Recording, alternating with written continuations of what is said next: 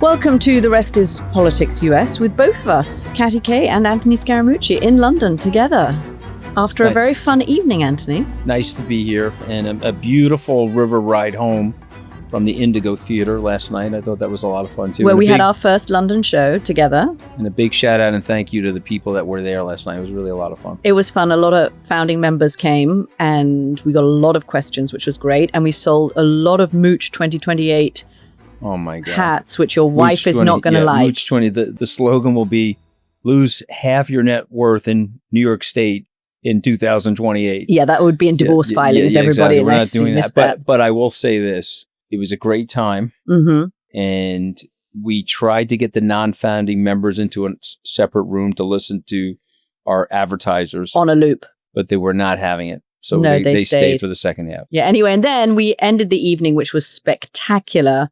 Our producer, Izzy, had organized a boat to come from the O2 Stadium to Westminster. And that we both felt like we were in a kind of James Bond movie. 10 of 10. So that was about the most glamorous we'll ever be. We're going to go back to Epstein? Yeah, so we talked about Epstein a little bit on the podcast last week. I'm glad we did so because it was starting to bubble up and we kind of jumped on that then. But this week we're going to talk about what is happening in the Maga movement with the Epstein files, why Maga is so unhappy about this and what this all means for Donald Trump. And then in the second half of the show, we're going to talk about Ukraine and more specifically about Donald Trump's kind of changing relationship, as it seems, with Vladimir Putin and discuss that a little bit. But let's start with the Epstein file revolt that is happening in MAGA world. Just to lay out those who don't know what is happening. Pedophile and accused sex trafficker Jeffrey Epstein, who was sent to prison, killed himself, or possibly didn't kill himself in prison, is at the center of a huge storm. You say pedophile, I say pedophile. I do.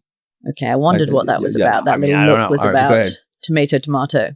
There's a big furore in MAGA world about whether there were powerful people who were wrapped up in Jeffrey Epstein's world, did nefarious, possible illegal things, and are those powerful people's names on a list? And why have we not seen that list if there is such a list? And is this a sign of, I think, what they're so upset about, which is sort of the basis of much of the MAGA movement, which is there are powerful people protecting powerful people. And the Epstein issue, that is what is the foundation of MAGA, right? You've lived in Washington for 30 years, 25 years. Is that true? That there are powerful people who protect powerful people? Of course there are powerful people that protect powerful people. So we both know that's true. I have a little, you know how you always quiz me? I have a quiz for you. Okay, great. I'm going to read the following from my phone and then you're going to tell me who said it. Mm-hmm. Ready? Show us all the Epstein client list now! ! Several times. Why would anyone protect those scumbags? ? Ask yourself this question daily and the answer becomes very apparent. Now, who said that? On July the 8th, 2023. So I'm going to go with Donald Trump. So you're very close. So you know what? If we were on Jeopardy as the judge, I would go ding, ding, ding. You've got that right. Who is Donald Trump is what I would say. Okay, but it's actually who is Donald Trump Jr. Ooh, Donald Trump so Jr. Donald Trump Jr. He's echoing his father. Heartbeat. Yeah, this is the point. He's the heartbeat of the MAGA movement. And what is the heartbeat of the MAGA movement? The deep state is after you. Yeah. The deep state only cares about itself. The deep state is who we're going to demolish. Now, I don't know the math on this, Katty. We could probably do some research on this. There's a very large percentage of core MAGA that believes that. Marjorie Taylor Greene and her constituents are an example of that. So this is a schism. This is a schism. You can't sew it back up. And now I have to ask you the question I was dying to ask you all morning, which is Donald Trump said, you're a weenie if you don't support me on not disclosing the list.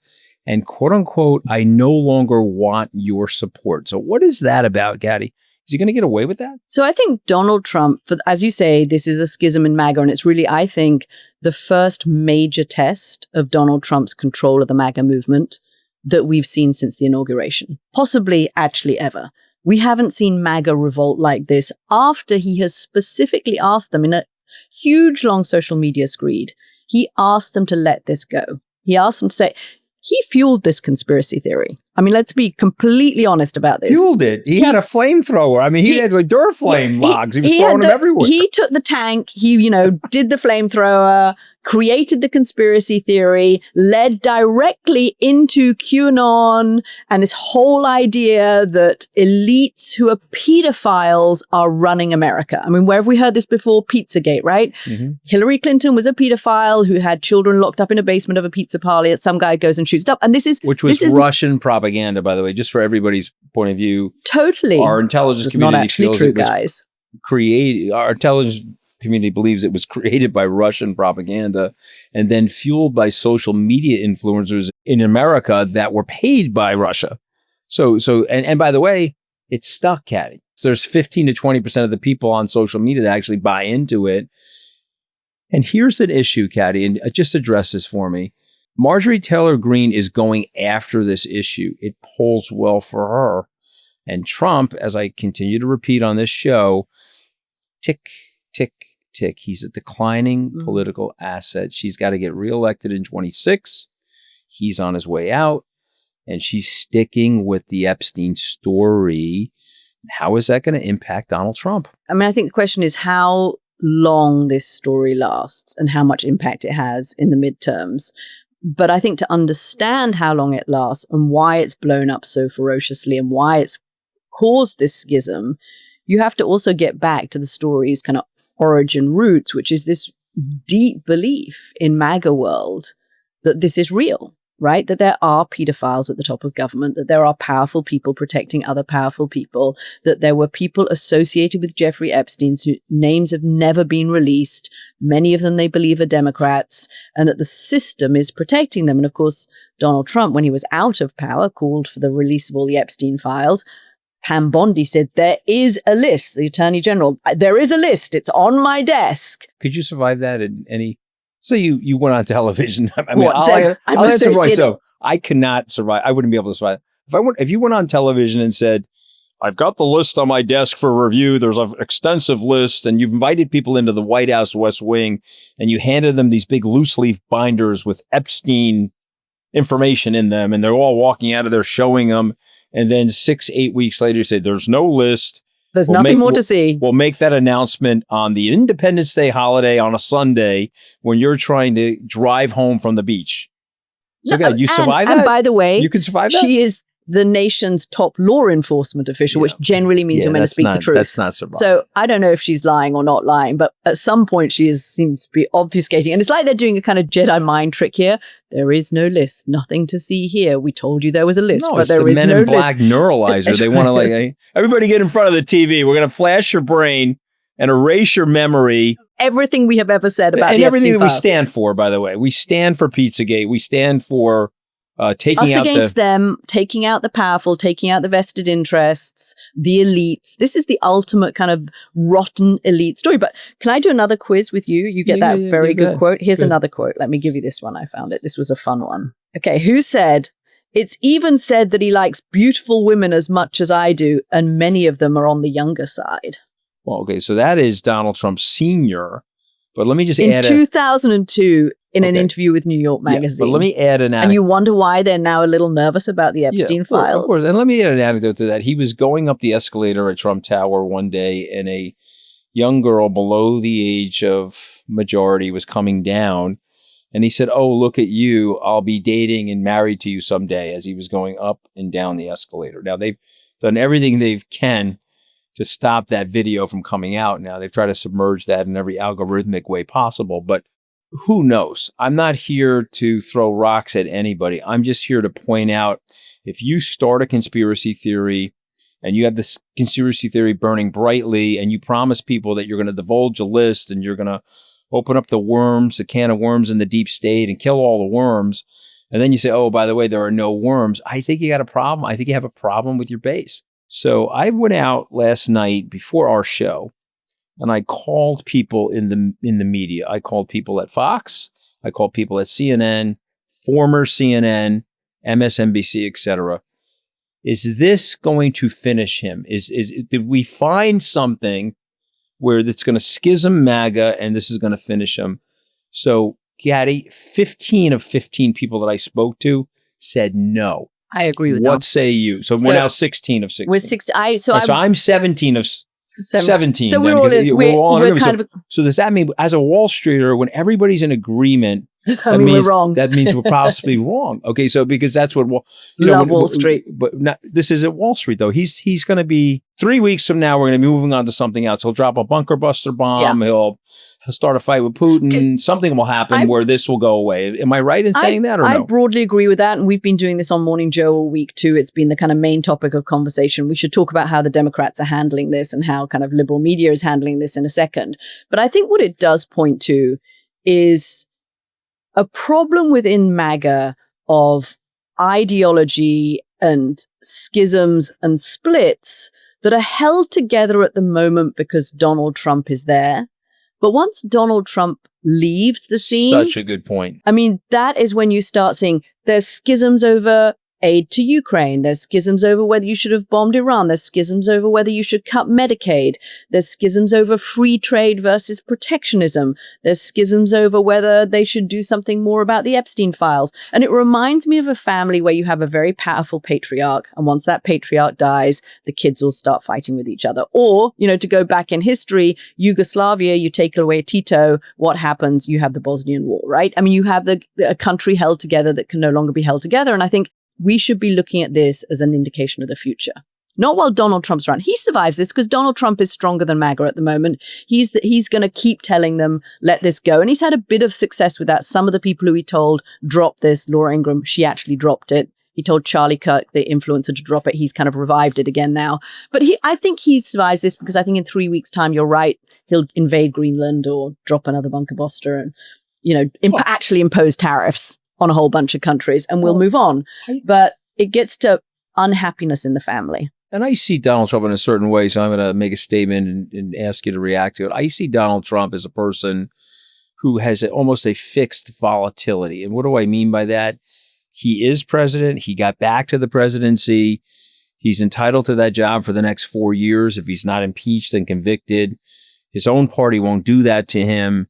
So there's a bandwidth of volatility where he could be slumping a little approval ratings or going up a little, but it really doesn't matter. He's a fixed asset until it's time for him to go. And so these things are not going to really have major consequence to him. Is that your opinion, or you differ from that? No, I think this doesn't have major consequences for him. I mean, I think it's, it's not, because it caused him, let's play out one scenario. This causes him problems in the midterms, or something causes him problems in the midterms. He loses the House. The House begins impeachment proceedings. They try to have him for everything that they've got on him, corruption, et cetera, et cetera, et cetera. Worst case scenario, he gets impeached, he gets tried, he goes to prison. I also think all of that's a very remote scenario. But I suppose anything that plays into the prospect of him losing the House in 2026 increases problems potentially for him. But I agree with you and the 16 other people that we've spoken to and all of the people that I've spoken to on Morning Joe who say, yes, this is a problem, but it's not a problem, particularly for Donald Trump in the short term. What do you think about how the Democrats are handling this? Is there any... They're on the list. There is no list, Anthony. There's no list. Okay. Let's step back for a second. I'm not saying Epstein had a client list. Okay.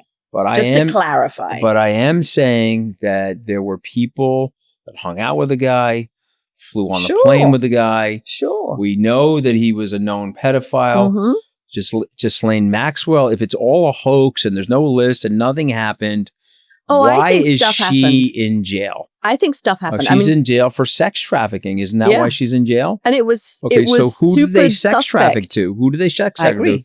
And the answer is there were executives and there were politicians that they were sex trafficking to. And oh, by the way, let's not forget Alex Acosta. And for those of you that may not know who he is, he's the former labor secretary. He worked in the Justice Department and he prosecuted Jeff Epstein in Florida. And he said to people, I was told that he was part of an intelligence operation and I needed to lessen his sentence and punish him, but get him out of jail quickly and make sure he was in a minimum security jail. He returned to jail in 2019.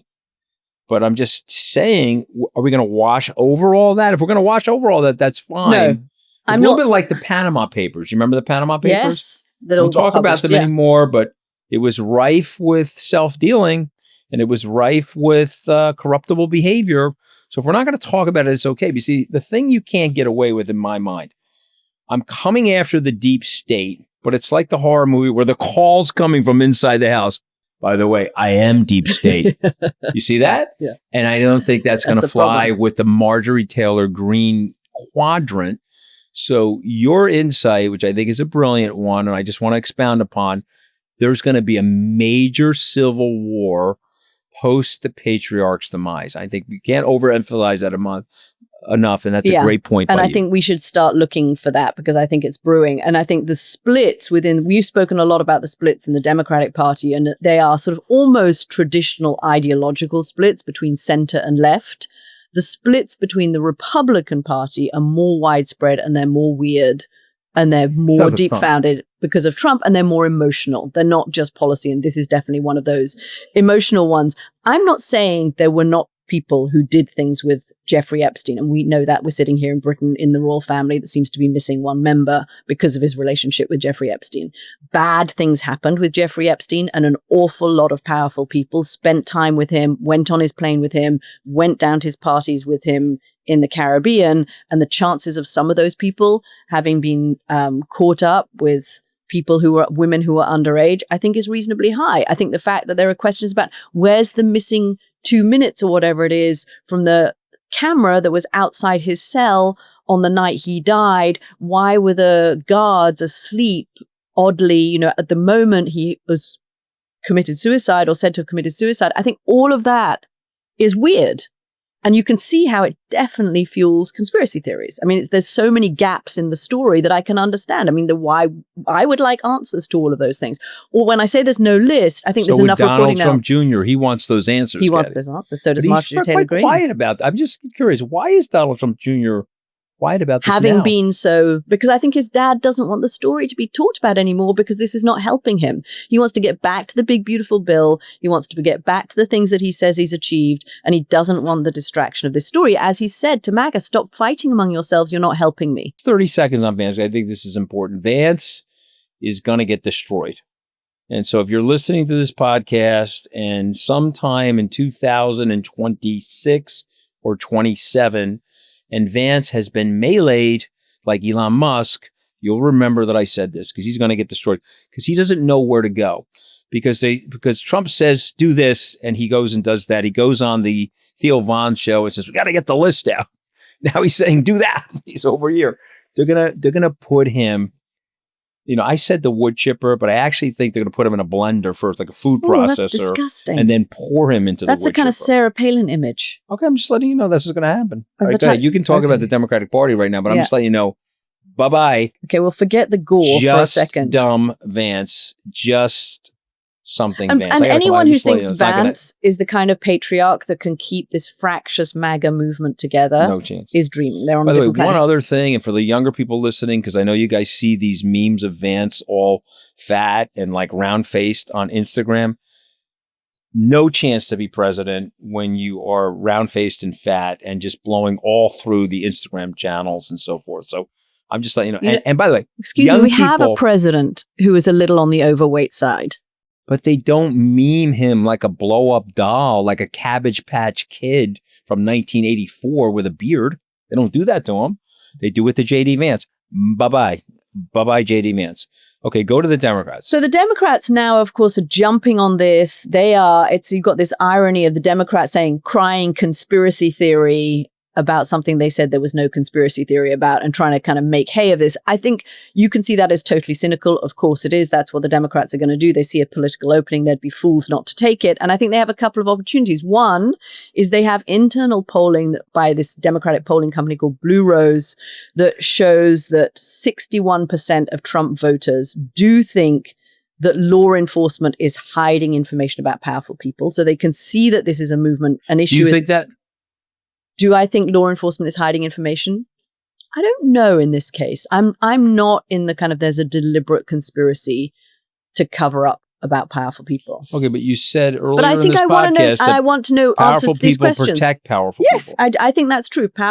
Powerful people protect powerful people by passing legislation that gives powerful people massive tax breaks. They do it all the time. Rich people protect rich people in that way. We've just seen it happen in the United States. I don't know in this instance. But here's the irony of what you just said. By the way, I completely agree with you, but I want to explain this to people from a social engineering perspective. And then I'll get back to the Democrats. But it's been proven, okay? Right. You protect rich people by burgeoning the middle class.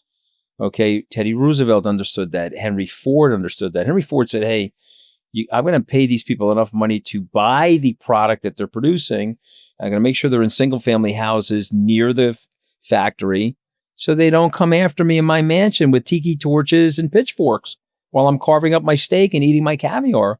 And so this nonsense that we're doing in this generation, where we're regressively shifting the tax code to favor the rich to try to get us a few trillionaires, is going to blow back on us, Katty. It's going to be a really bad thing. That's why we were asked about whether there could be a revolution in the show last night. I thought it was a very interesting question. Bad thing. They got to fix that. I think the other thing it does for Democrats, and then we are definitely going to take a break, one last thing, is that it gives them the opportunity to show that Trump is a flip-flopper. And American voters generally don't like flip-floppers. It was what sunk John Kerry in his candidacy, remember, in 2004, when literally at the Republican convention, everyone was up there. I was there at that convention holding flip-flops because John Kerry had flipped his position on the war. It's not something that Americans tend to like. And they can say, look, he's flip-flopped on this, and look at all the other list of things that he's flip-flopped on. I'm going to push back on you, okay? Because yes, I hear you, and the flip-flops and so forth, but John Kerry lost that election because he was a wooden Ichabod crane. That's why he lost the election. Okay. And the only thing people saw of John Kerry was his Adam's apple. And that's why he lost the election. And so you could disagree with me on that, but we do a lot of flip-flopping in this country. We had Reagan as a Democrat. He went to be the Republican. I can name every single candidate that has flip-flopped on almost everything. And politicians, whether we like it or not, do flip-flop. So I don't think that's it. I think where the Democrats could really make headway is if they expanded the tent of that party and they said, okay, hey guys, these MAGA people are nuts. Or, you know, in my neighborhood, they say goo-goots. You got a chicken running around in your head. The goo-goots. And what you got to do is widen the party, strengthen the democracy, strengthen the system. And my friend Gavin Newsom, which you pointed out in last night's show, is finally switching the narrative on California and pushing back on people and saying, hey, California is tech. California is Hollywood. It's culture exporter. 71% of America's GDP. And it's also $83 billion of money getting exported from California on a net basis to the federal government. It's minus $71 billion for Texas. And kudos to Gavin Newsom for finally pointing that out. We've kind of drifted away from Epstein. But anyway, that was a very nice ending to the first half. We'll take a break and come right back. This episode is brought to you by Saily. So, Katty, have you ever used an eSIM when you travel? I haven't, and it sounds sort of magical. So how does it actually work? Saily's eSIM, it works like a physical SIM card, but without having to insert anything into your device. And it offers a ton of benefits, such as helping you avoid roaming fees and making it easier to switch between providers. It's truly sensational. That means that when I'm on holiday, I'll be able to see all of those messages and the photographs that you send me every day without having to scramble to find some kind of local SIM, right? Exactly. There's no waiting around or dealing with a kiosk at the airport. All you got to do is download it into the phone, and it works beautifully, and it works seamlessly. How do I sign up? Okay, so you download Saily in the App Store or by scanning the QR code on the screen. You can use the code TRIPUS at checkout to get 15% off your first purchase. All the details can be found in the episode's description box. Thank you, guys. Try Saily. I think you're going to love it. Okay, welcome back, everybody. Anthony and I, still in London, recording this. And in this half, we are going to talk about Ukraine, where there has been an arc of change in the president's message towards Vladimir Putin recently. I think we can both say that, where he came out clearly very frustrated with Vladimir Putin, potentially because Melania Trump had told him she didn't like bombs being dropped on Kyiv. And for the fifth time, by my count this year, Donald Trump has issued an ultimatum to Vladimir Putin and said he has 50 days to agree to a ceasefire, or there will be tariffs and secondary sanctions put on those countries that are dealing with Russia. And also, more importantly, he has said that he is going to send Patriot missile systems to Ukraine, which they desperately need. He says it's going to be billions of dollars worth of weaponry. Sitting in the Oval Office with the NATO Secretary General Mark Rutte, he said that he made it very clear that these were it's not going to be American money.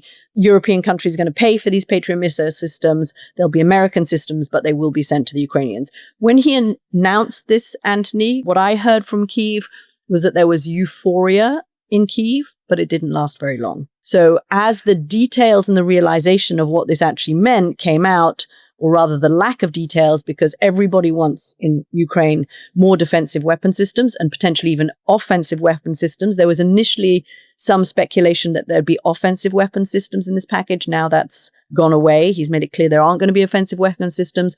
We don't know how big this package is going to be. Is it going to be, when he says billions, does he mean 10 billion? Does he mean 2 billion? 10 billion will probably be significant. 2 billion won't last them terribly long through what is seen to be a Russian summer offensive. And this idea that the Russians have just been given 50 days carte blanche to do what they like before Donald Trump does anything. And even then, will he actually do anything, given that he's threatened 4 times already this year to do something and then hasn't done anything? So there's been, I think, since that Monday meeting, when initially this was seen as a real change of Donald Trump's towards Russia, there's been something of a kind of little bit of cold water thrown on this in Kyiv, and they're a bit more concerned that this may or may not happen. They don't know how big it's going to be, and anyway, can they really rely on this being a long-term thing from Donald Trump? Go to your sources in Washington for a second, because I've been told, and again, I don't know if this is true, but I've been told that lots of senators got together with Trump and said, "Hey, I'm just letting you know, you got to knock this off. If you I've heard the same thing. You have, okay. So the rumor inside Washington is several senators went to Trump and said, listen, we've let you do all this, but you got to knock it off. If you don't knock it off, we're going to pass a resolution that we're coming for Putin and we're going to go help Ukraine unilaterally without your help." And I think that's the thing that really stopped Trump. And then he deflected that with the Melania story to make it look like Melania is compassionate towards the citizens of Kyiv. But I guess my question for Which you... she may be. She may well be. I mean, we're looking at I've always liked Melania. I had a very nice relationship with her for a year, very cordial. She's always very nice to me. And so I will always give her the benefit of the doubt. And by the way, she is from Eastern European origin. Mm-hmm. She is going to feel this war more intensely than Donald Trump feels it, I imagine. I'll give her the benefit of the doubt, and I'll accept that as true. But the central question I have for you is, will he ever do anything to knock Vladimir Putin in the nose?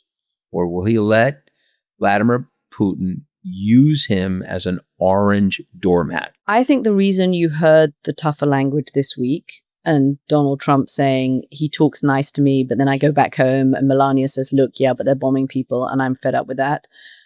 I think the reason he changed his position on Monday with Mark Rutte in the Oval Office is partly because of this Senate resolution saying there were going to be 500% sanctions on Russia, but also partly because he felt personally humiliated that he has come out in public several times now and said to Vladimir Putin, you have to stop or else. You've got to stop, Vlad. You can't keep bombing. You're pissing me off. And he was genuinely felt that he had been played for a fool. And one thing Donald Trump doesn't like is being played for a fool, right? He doesn't like being made to look like he's an idiot.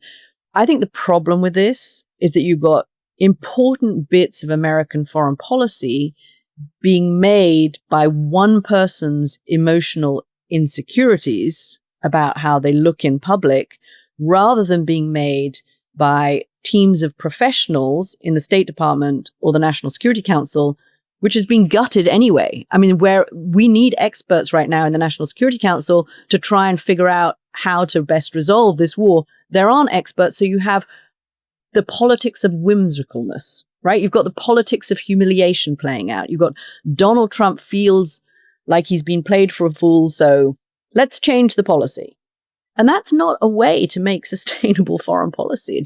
It doesn't mean very much when there's no thought process and structure and system behind it. You know, I like to role play on this podcast, Go so on. we're going to have a role play. Okay, I'm going to be the doormat. No, not never. God forbid. You are the MI6 intelligence analyst, and we're having a meeting.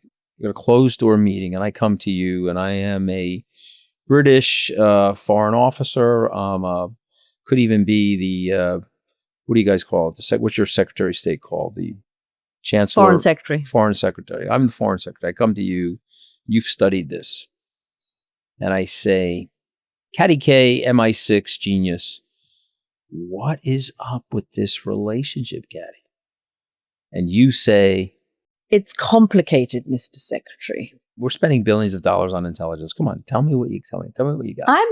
I know where you're pushing this. You're pushing this into, do I think there is some kind of compromat that Vladimir Putin has on Donald Trump?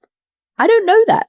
I don't know if there's a PP tape or some other kind of tape. PP tape wouldn't do it. There's nothing about a PP tape that's going to affront Donald Trump at this point in his life. Some other kind of sexual tape, which people who have studied Donald Trump and journalists who have reported on Donald Trump for a long time think there might be. I think there could be something from all of the loans. You could follow the money on this one, Mr. Secretary, and it could just be that there were a whole load of money that was given by the Russians through various MI6 analyst, Miss MI6 analyst. Why would that be a big deal? This guy is Mr. Corruption. He made $3 billion in the last 4 months as the president. So let's say they were funneling money to him, and let's say Vladimir Putin tonight goes on Russian national television, shows all the money that he funneled to Donald Trump. You know what Donald Trump will say? Remember when they were talking about the taxes, and he said, I don't pay any taxes. Or when he was going to get the Qatari airplane, and he said, I'd be stupid not to take it. Not to take it. Of course, you take the give me in a golf game. And so what are you talking about? They were offering me all this money. It was, Mr. Trump, President Trump, it's illegal to take the money. Well, I took the money and I got away with it. Aren't I the genius? That's how he would talk about that. You used to think it was money. Excuse me. You did. You used to say I've been wrong about it was a lot of money things, but I'm and right about loans. some things too. But now I know what you're thinking. And I know you think there is something nefarious. Really bad. And it's sexual of Really some bad. nature. Mm-hmm. And that actually it's interesting that you're getting me to play the British, because I know that you think that the British are aware of this. I do. But I don't know. I can't tell you, Anthony, because I haven't seen the tape. I'm not inside MI6 or the CIA at the moment. The relationship is weird. The degree to which he falls over to appease Vladimir Putin is odd, has always been kind of inexplicable. And then when he says something like this, that's why the 50-day thing, when he initially said, I'm really pissed off with the Russians and I'm going to give more Patriot missile systems to the Ukrainians, because that is not somebody who is in the pocket of Vladimir Putin. Why would he be giving more Patriot? Because he's got a gun to his systems. head by the United States Senate. You think he cares about the United States Senate? He controls the Senate. I think he does care a little bit. I think they are breaching from him. I think you're going to learn over the next 6 to 12 months that they're going to want some separation from him. They've got to win re-election. And they just passed the big, beautiful spending bill that has a 38% approval rating in the country. And they took 17 million people off of the healthcare system. And it's going to come home to roost for these guys. And they're going to want some separation from them. But having said all that, because you are the more rational of the two podcast people here in this room, you think that there is something, or you think there is nothing, and that Trump just likes big, bad Vladimir Putin? I don't know. I don't know is the honest answer. All right, fair enough. We'll leave it there. You think there is something, but you don't know there is something. I don't know what it is, and I'm never going to say that and I you've know what it is. always felt that the relationship with Vladimir Putin suggested they had something on Donald Trump. I thought it was money, and now I'm thinking it probably isn't money, because Trump is a resilient guy. He would survive money. It could be something more damning than that. But it's something that worries Trump. There's something in the back of his mind that is like, I really can't cross Putin. If this comes out, it's going to be really, really bad for me. And by the way, again, Trump is a masterful politician with great political instincts. He's now looking around saying, I've got a schism here. I went after the core. I went after the core of MAGA. And the core of MAGA was deep state, anti-pedophilia, going after all the mean guys in Washington, crunching down the deep state. And I just sent them a signal that I'm not doing that, because guess what? I am part of that. So I can't do that. And they don't like it very much. So there's chips in the system. And if there's a Molotov cocktail that the Russians could throw at the White House right now to hurt Trump, he's worried about it. That's what I really believe. And so we'll have to see how this unfolds, but he's not going to do anything to really help Zelensky. And he's not going to do anything really to hurt Putin. And the person that knows that more than anybody else is Putin, because he shrugs off everything. Yeah. And you pointed out last night on our show, you pointed out that after Trump made all this nonsense, the Russian stock market, where did it go, Katty K? It went up by 3%. There you go. Almost 3%, 2.7%, but the market rose. Because I think there's also a realization that they're not going to put massive secondary sanctions on India or over Russia. They're not going to drive up energy prices, which is what would happen colossally, and have Americans suddenly paying again $5, $6 a gallon for gas. That would make Trump massively unpopular. So they're not going to do that. That's why in Russia, they shrugged that off. And that's why in Kyiv, following a day of thinking, wow, we've got Donald Trump back on side and we've got a new American commitment to defending ourselves and potentially even to being able to attack the Russians, they've realized this whole deal looks a lot more hollow than it did at the beginning. So let me tell you what I really think Trump is doing. Because I really think he's scared shit of Putin. It's so stupid that he could be, right? Very rich guy, running the most powerful country with the most powerful military, scared shit of Putin, who's had his economy shrink now. It's below the size of Italy. And I looked this up last night. It's down 14 to 15% over the last 3 years in terms of the contraction. And the inflation has gone haywire in the country, and a lot of unhappy people economically in that country, but yet he's scared of them. But I think he's gone to, and you know how to pronounce his name, Rutte? Is that how you pronounce his name? Rutte. So he's gone to him. He likes him. And he's in the Oval Office with them. And I know privately, without the press gaggle, he's like, is there any way we can get this done through NATO without my hands on it? Because I'm afraid of Vladimir Putin. He's not saying that exactly to Mark, but he's more or less saying that. And that's the real question. I don't think you can do that. So this will be a stalemated situation because the Germans and the French, it's a tough neighborhood, Eastern Europe, and it's very close by to the UK and Germany and France. And they're not going to let this go. They're not going to let Putin take Ukraine when they have air superiority over the Ukrainian state and they have better technology than the Russian military. They're not going to let it go. And so this could get stalemated through the 2028 presidential election because of this nonsense with Trump. I'm reading this book at the moment, an amazing book on the First World War called Testament to Youth by Vera Brittain. And it's a huge, long book, and it's a constant reminder of the kind of brutality of that war and the number of lives that were being lost over in trench warfare like we're seeing in eastern Ukraine for a few miles here and there, a few yards here and there. And it reminds me, it's weird reading it at the moment, but there's horrible reminiscences of these people. It's good insight. It's good insight and good analogy. I think it's hard for the Ukrainians. They have to wait for the Europeans to rearm. I've heard that's about a 3 to 5 year project, which probably, you're right, takes us through the 2028 election. We could still be in this position. We're going to wrap it up there. Katty, we're wrapping it up? We'll wrap it up there. You're going to make your founding member pitch or no? You mean if people would like to become founding members, that one where I say you can go to therestispoliticsus.com to become a founding member? That's the pitch that you want me to make? Yeah. Okay.